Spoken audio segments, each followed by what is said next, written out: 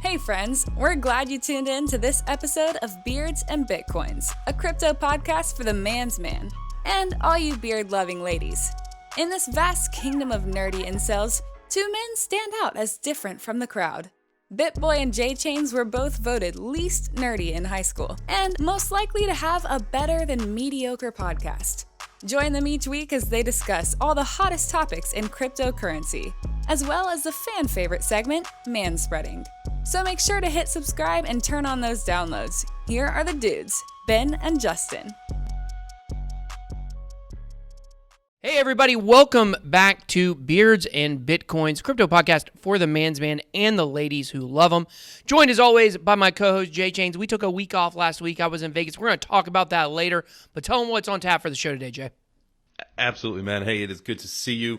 For a news break, let's talk about these rumors about Venmo and PayPal opening up crypto buying and selling. That could be huge. Huge. On token time, I think we want to talk about really safeguarding yourself about not buying the wrong coin when you think you're buying Bitcoin, like, for instance, a Bitcoin diamond. So we'll get into some of these things on kind of just protecting yourself when you're doing your own research. And then for manspreading, like my boy, my man, Ben said, he was just in Vegas. We got some more stories to talk about, and let's talk about our favorite gambling styles. Manspreading is going to be fun. Yeah, absolutely. Definitely can't wait. We're going to talk about different games we can play and things like that. And I'm going to tell you guys how I hit it big in Las Vegas. Woo! Very excited to tell you guys about that. Definitely a winner. So let's go ahead and get the show started here. Let's talk about Monarch real quick. That's right, guys. Beards and Bitcoins Crypto Podcast is brought to you by Monarch Wallet. Rule your own financial kingdom from the palm of your hand. That is right, Ben. The team at Monarch are working very hard to bring you the one app to access all crypto services. These guys believe in delivering tech, not hype. Yeah, with the universal decentralized Monarch Wallet, you can buy, store, spend, and earn crypto. With Monarch Pay, you can set up and accept recurring crypto payments. Nice. So if you need more information, check them out on the web, monarchwallet.com, or you can go to monarchtoken.io.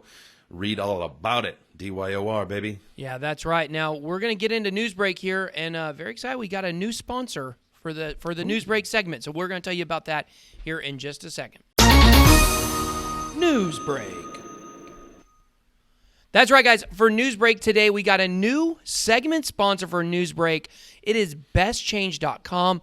And at the end of news break here in this segment, we're going to tell you a little bit more about Best Change. But welcome aboard, Best Change. We are so glad to have you. So tell them what exactly is going on with PayPal and Venmo.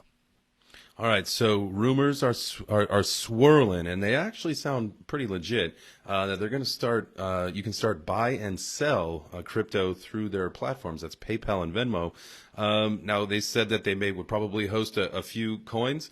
Not really sure any other details. Really, it's something that we know has been a long time coming. They need to kind of stay in the game or stay up to date with Cash App. I mean, what's the number that I think last year they made like $350 million in Bitcoin sales? Million, I think, something like that. 150 million, is that what it was? Yeah. Okay.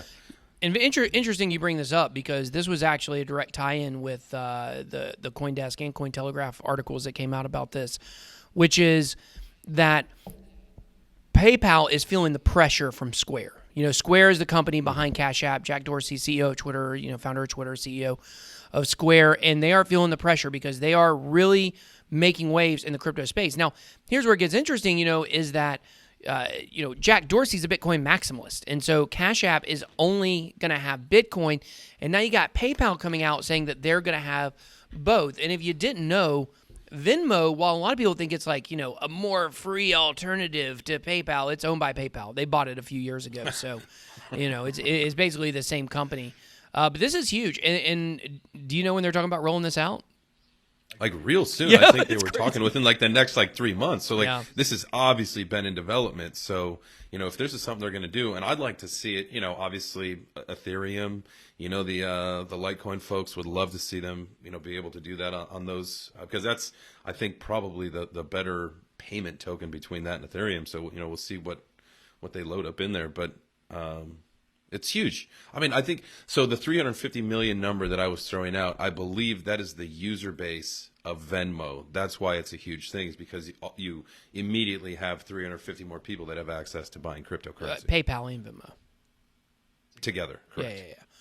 350 million. That's so many people. And it's just so crazy. Like, you may not know this, but PayPal has actually been talking about Bitcoin and cryptocurrency since 2014. And even as late as 2018, I think, one of their executives said that the world wasn't ready for Bitcoin yet, And, it just makes you wonder, just the timing of everything's so crazy. Like, we're about to start this bull run. We all know it. Bitcoin's probably going to be over 10K next week. This thing is coming. Like, we are finally here, and it is exciting. And now you're seeing all these people jumping on the bandwagon. Here comes PayPal. Here comes Venmo. And it's good for our space. Bring it. Bring it on. Bring it. We were here first, okay, you mother. Shut your mouth. It's going to be good, man. Like, I was looking at some things today. You're seeing some candles. My Chainlink candle was huge today, which huge. Loved it. Love to see that. Yeah. Double-digit popper. Well, it's altcoin season right now. I mean, it is altcoin season right now. We've been talking about it forever. When's it going to happen? It is happening right now. We had Compound is a decentralized finance token, and it went 10x this week. It's in the top 20 now. Whoa. Out of nowhere. It went from 60, or it went from $30 to $330, like 11x, really. And it's staying, right now. It's hanging tough.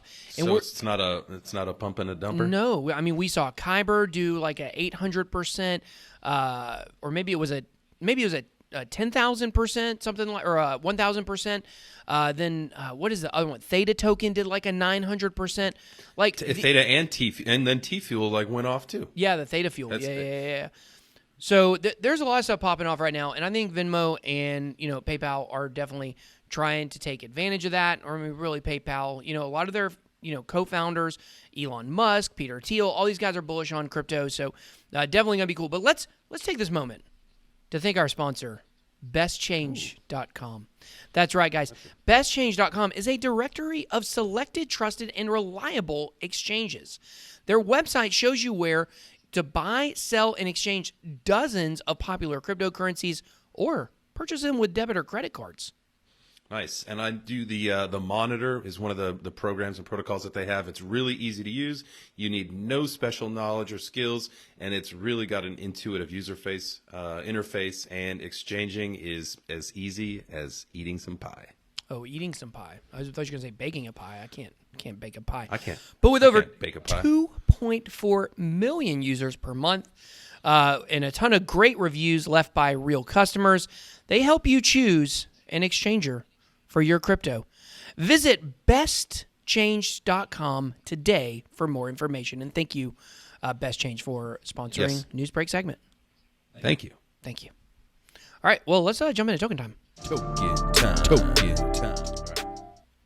All right, man. So for token time today, let's talk about some different Bitcoin forks, because I think it's really important when either you're new to the space or you're kind of getting really excited, you may be moving so fast, you want to make sure what you're buying, what you're looking at is what you should be buying and what you should be looking at, right? So you don't want to buy, for instance, if you're trying to buy Bitcoin and you hurry up and buy Bitcoin Diamond or eBitcoin or Bitcoin Gold. What else? I mean, there were so many of them at Pizza one point, Bitcoin. Right? I remember that one. Yeah. That was my favorite one. Bitcoin Private, Bitcoin Diamond, Bitcoin Gold. I'm sure there was a Bitcoin Silver, Pizza Bitcoin or Bitcoin Pizza, one of those. There's definitely all kinds of stuff. We don't want to piss too many people off, but there's the SV, the ABC, BBD, you and me. Whoa. Well, the thing about it is more people, start entering our space. Some people are going to be like, oh my gosh, Bitcoin Cash, look at this. It's, a tenth of the price, or how it might be less than that. I guess it's probably about 20th of the price right now, I think, or somewhere thereabouts. Maybe I'm totally off. But, that's not Bitcoin. People might think they're getting a discount on Bitcoin. But now, of course, we had Roger Ver on the show. He would tell you that is Bitcoin. But, the whole thing is, you just got to be careful when you see the word Bitcoin. There was even a scam a few years ago called Bitcoin. You remember that one? Oh, with the two eyes or whatever? Yeah, Bitcoin. Yeah. Steven Seagal was behind that, or was the face of that whole thing. Really? And he got in trouble over it for sure. The SEC went after those people, I think. I don't know if they went after him specifically, but they did go after Bitcoin at some point, or some regulator went behind them. But so when it comes to Bitcoin, you have these forks. Now, here I learned something interesting this week. So, you have hard forks and then you have soft forks. Okay, so hard forks are just total change of the code. You are doing something like drastically different, like when Bitcoin Cash forked its code, they went to bigger block sizes that had a dramatic effect on the network or whatever. But do you know what Litecoin is considered? Is that a soft fork? It is not a soft fork. It is also not a hard fork. So this is where like forks get a little. But Litecoin is. It was basically just a bolt off of the original Bitcoin. Right? Yeah. Okay. So there's a difference between, and look, guys, y'all know. Go ahead and smash nerd alert on me. We're getting nerdy right here. Okay, nerd alert. But the thing is I am not a developer. I don't know a lot about code, obviously, and if I did, I would probably look even nerdier, than I do now. But the thing is that there's a difference between a hard fork and a soft fork, and then a strictly fork of the code. So whatever that means, that's what Litecoin is. Litecoin took the code and forked it without forking the chain, I guess is the best way to say that. So Litecoin is not a hard fork or a soft fork, believe it or not. But here's what Litecoin did that was so genius. They named themselves Litecoin. They didn't call themselves Bitcoin 2.0 or Bitcoin Cash or whatever. I feel like, and Litecoin people, correct me if I'm wrong, but Litecoin could be the sex change of Bitcoin. Yes, Litecoin is the Caitlyn Jenner of our crypto generation. Yeah. Yes, that's why they call him Satoshi Light, because he was chopped. Sorry, Charlie, I'm sorry. That's a joke, okay? That's a rumor. I'm sure he's... Oof. Yeah, I don't even know where to go with this, okay? Yeah. If they had a fork of Caitlyn Jenner. Huh? I said, let's just get back on track there. Let's do it. Going. Yeah, we're getting way off track. But yeah, so the whole thing is when it comes to forks, when it comes to token time here, we just wanted to really communicate to people that are new to the space, like, be careful when the word Bitcoin does not make something more reputable. Right. I think that's the key takeaway. Just because it has the word Bitcoin in there doesn't mean that it represents anything that, when you look at CoinMarketCap, CoinGecko, CoinPaprika, anything that you're doing your research on, Bitcoin, the number one as far as market cap, it has no relation to any of these. So just remember that. Yeah, absolutely. Now, also one thing for you to remember is that we do have a website and Telegram group. We'd love for you to come join. Come visit our website, beardsandbitcoins.com. You get your 21 best Bitcoin practices guide. If you're new to crypto, all you got to do is just go to the website and sign up for a little pop-up for an email there. And then also, we have a Telegram group. Make sure you guys come to that, t.me/beardsandbitcoins. We're getting a lot more chat in there. So you guys come on, and if you want to tell us about your coin, if you want us to talk about your token, whatever it might be, you can definitely come on in there and hit us up. So you can chill, but don't send any links. We'll delete the links. Absolutely. Just chill. The only link in here is in Chain's bag. That's right. Got a link back. All right, let's manspread. Manspreading. All right, so we are back to our favorite subject. Absolutely. One of them, at least. Gambling, Vegas. Welcome back. Tell me all about it. How'd you do? Well, I did pretty good. So I was not having the best trip. I was down a little bit, But on the way out of the casino on Saturday morning, heading to the airport, I happened to throw $100 on my little roulette number, Black 33, and I hit it. $100, boom. Okay, I'm gonna be honest. I put 200 down. I put 100 down. I lost, and the second time I hit it. Okay, so I won $3,500 on that. So that was definitely pretty good. I've hit some roulette numbers before at $50 and $25. That's either my first or second time ever putting 100 on and winning. So I love like, to me, the story of the final bet on the way to the airport, hitting the one, like, there's no greater sweet story of Vegas than that, because you just get sucked in the whole time you're there, and on the way out it's that Lady Luck saying, she gives you a little kiss and says, "Come back and visit me, baby." Well, that's good. It was at the Venetian a few years ago. At the Venetian, Nice. I lost $6,000 on the way out the airport. So our flight, I was up $10,000, and our flight got canceled, and we had to go back to Vegas for an extra night. And the next morning, on the way out the airport, trying to get back about $400, I lost from the 10. I was $10K even. I lost $400. I was trying to get it back on the roulette wheel, doubling up red, or black, whatever it was. And I lost $6,000. So they paid me a little bit of that back. So that was definitely a positive thing. By the way, Venetian, by far the best hotel I've ever stayed. I've been there 8 times to Vegas. And the Venetian by far was the best. Nice. Yeah. Nice. Yeah, I always like going in there to play. It's one of those quality resort casinos that you get to have a good time at. There's 2 sides. There's the Palazzo and there's the Venetian. It's the same building, but so check this out. A guy that works there at the Venetian in the marketing department, he's kind of, I guess, a casino host. He recognized me from TikTok. And he gave us a grand tour. Up. Yeah, he recognized me from TikTok. He took us out to dinner. We ordered appetizer. We did the whole 9 yards. We really did it up there. He took us to the back rooms where we got to see like the private gambling rooms. We got to see a guy's personal elevator who spends like, $100 million at the casino every year or something crazy like that. Jeez Louise. Yeah, no idea who it is, but there is a guy that does that. So he took us on the grand tour. We saw everything. It was definitely like really, really, really fun. Nice,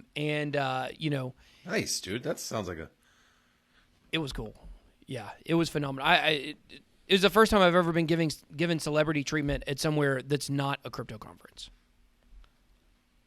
Yeah. That's Vegas is the place to do it, man. Yeah. So he pointed out when you go to the Venetian, there's 2 sides, but when you're there, you don't notice the difference. But he pointed out, and now I'll never not see the difference again. On one side, it's like old world Italian. Everything looks like very like old kind of like architecture. And on the new one, it's all like bright lights and new architecture and very modern. It's like I would never have noticed it in a million years. Once you point it out, you can never not see it. But anyway, I love the Venetian for sure. We're definitely going to go back there. Nice. Hopefully there'll be some conferences coming up in the next, I don't know, maybe year. Yeah. I'll go for their conference in a year. He was trying to the guy was trying to get me to get some Bitcoin conferences out there, so I might have to talk to some people. Venetian's pretty pricey though. I mean, it's more expensive than a lot of the places, but it's not. I don't think it's probably more expensive than Aria, which we were at a couple years ago for the World CryptoCon. Where was it at the next year? Cosmopolitan. That's right. Cosmopolitan sucks. And got a poker room. Like it's just Cosmopolitan is not like it's a nice place, but compared to the other place in Vegas, I mean, it can't hold a candle. It did have a secret pizza place though, which I liked. Oh, the secret pizza place. That was great, man. Yeah, I love that. I remember. That was like for me. That was the first time I ever got the secret treatment. Yeah. At the Vegas, man, that was good. Yeah, it was good. So we want to know, guys. We want to know for our Twitter poll this week, like, what is your favorite way to gamble? I played poker, and I'm going to tell you in just 1 second about the crazy experience it was playing during a pandemic. But we want to know from you guys, what is your favorite game to play? Is it poker? Is it slots? Is it the sports book? Or is it table games like blackjack? So I don't really like blackjack a lot, but I love the other table games. So maybe we just throw table games in there. But we want to know which one is your favorite this week. Mine for sure is blackjack. When I go on cruises, man, I am sitting at the table playing blackjack from the time I wake up until the time they shut it down. I just can't get enough of it. And that's one of those games you can just grind. If you know what you're doing, you can grind all day and make a ton of dough. I mean, you can also lose it. I also really love roulette. That's my vice. That's my horror story too. Me too. Same. Yeah. Well, I really like Ultimate Texas Hold'em. It's a table game. It's not poker. It's a table game. I really like that one. But then, of course, my guy at the Venetian was like, that's like the worst odds in the whole casino. I was like, I always do well at it. I feel like I have good odds. I hate blackjack. I can't stand blackjack. I can't sit there and play blackjack for more than like 5 or 6 hands. To me, it's just the same thing over. It's like automated moves. Like I want someone with some excitement where I got a chance to. I might lose everything, but I might win big. And with blackjack, it's just a 50-50. I want to get so much better at craps, but to me, it's just too much learning right now. Yeah, well, I keep telling my friend, who goes to Vegas with me all the time, like, we got to go get up in the morning early one day and go do that little craps class. I've never done it before. Do the class. Yeah, I feel the same way. I always say that, but then you stay up too late. Yeah. Well, I'll tell you this. It was weird out there. It was very empty. There were times on the strip in the middle of the day when there was 0 people, like not a single soul. Oh, really? Yeah. Now, Friday... Did they have, like, the plastic barriers, like, at the tables? Okay, so at the Venetian, they do not have any plastic barriers. But what's interesting is the second day we were there, they actually made a casino rule change. So they actually required people, if you're playing a table game or playing poker, not slots, but if you're playing casino table or a table game or a slot, or I can't talk right now, a table game or poker, you have to wear a mask. So, Oh wow, that seems weird to wear a mask. Because, I mean, yeah. can't you be like mouthing things Ooh, that's interesting. I should have done that. with like a microphone? Ooh, to that's good. Count Yeah, card I should have counters? done that for sure. Dang, that's good. I like that. I really like that. Ace of Spades. Ace of Spades is there. So they had that. Now, the Bellagio opened their poker room the second day. Now, poker at the Venetian was only 5-handed max. They were originally 4 when it first opened, but they moved up to 5. Now, the Bellagio opened, and it's 6-hand max, which is much better. 6-hand. We were playing 5-10. We were like really rolling in that dough out there, and they were. It was fun. I'd never played 5-10 before. I played a lot of 2-5, but 5-10 was like I'll probably never go back now. I love that game. But they have the poker tables had plexiglass in between them, so you had you were in a bubble. So it'd be like you were sheltered with your table. Yes. Okay. Wait. You were sheltered in your spot at the table. Oh, okay. Yeah, in your spot. So like you had a glass coming here and a glass coming here, so you couldn't. And then they actually had those up for the table games, for craps, for blackjack, everything at the Bellagio.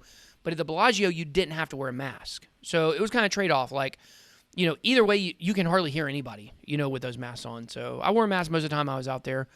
I got some cool Falcons wins now, so it is what it is. We're probably all about to get shut down again. So You guys spiking? yeah, they're spiking big time right now. Every hospital, stays are spiking. I'm at this point now with it where it's like, look, just like we just did in Vegas, like, don't let it stop you from doing anything fun. If you want to do it, go do it. Just be careful. Wear the mask. Wash your hands. We can't live in a bubble forever, guys. You can't. Can't Because then the smallest things will get you. So Absolutely. live your life. Get a little germy, but be safe. Get a little germy. All right, guys. Well, that is going to wrap it up for the show today. Thank you guys so much for watching. Don't forget to answer our Twitter poll. We missed you guys next week. We got a bunch of huge interviews coming up on the channel in the next month or so. We got Charlie Shrim on the channel. Hopefully, it looks like we're getting John McAfee on soon. We got Alex Alexandrov from Coin Payments on the show soon. So got a lot of big interviews coming up soon. So definitely, you guys are not going to want to miss that. And that's all we got. See you guys on the next one. See ya. Thank you for listening to the Beards and Bitcoins Crypto Podcast. If you enjoyed this episode, please make sure you are subscribed on your favorite podcast platform and help us spread the word by sharing your favorite Beards and Bitcoins podcast episodes on your social media. Also, make sure to follow us on Twitter @BeardsBitcoins to participate in the weekly poll, chat, and share fire memes. Oh, and don't forget to visit our website, beardsandbitcoins.com, for more episodes, information, and merch today. See you next time!